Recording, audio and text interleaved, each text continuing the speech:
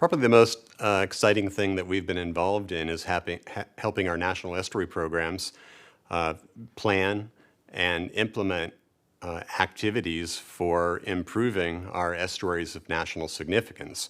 And we're blessed to live on a coast where we have 3 national estuary programs back to back to back. And so many of the issues at these estuary programs and these estuaries are declining water quality, degrading habitat and systems, flooding, and all of these issues are exacerbated by climate change. And so being able to help these programs develop these plans that are science-based and consensus-driven have allowed us to work climate adaptation and mitigation into the planning process for all of these major estuaries.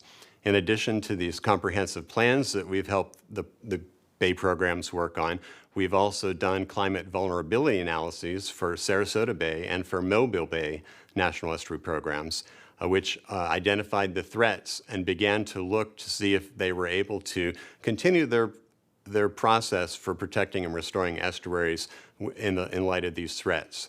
Currently, we're working with Tampa Bay Estuary Program to help them develop their climate adaptation plan, which will really be bringing in a lot of the adaptation measures that will help protect and restore the Tampa Bay system.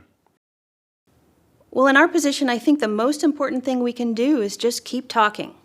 Keep talking about the importance, keep talking about the urgency, keep the momentum going, keep talking about the solutions that our community should keep as their top priorities. And an example of how we're doing that is a project that we're promoting right now called the Green Living Toolkit. Again, we got all of our experts together. We asked them, what are the top solutions for sustainability and resiliency in our community? Solutions that people can actually do and that would be meaningful. And the Green Living Toolkit provides the public with ways to get started on that journey across water and energy and food and waste and nature.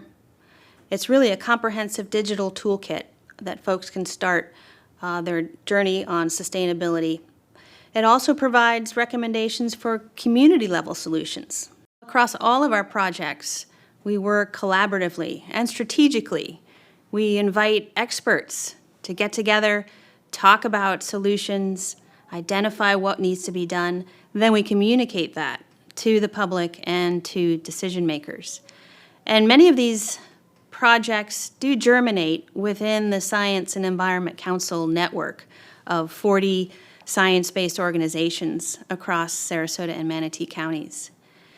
For example, we recognize the need for uniform communication about climate change and the projections of impacts across our area. So we assembled the Climate Council, our community of practice around climate issues.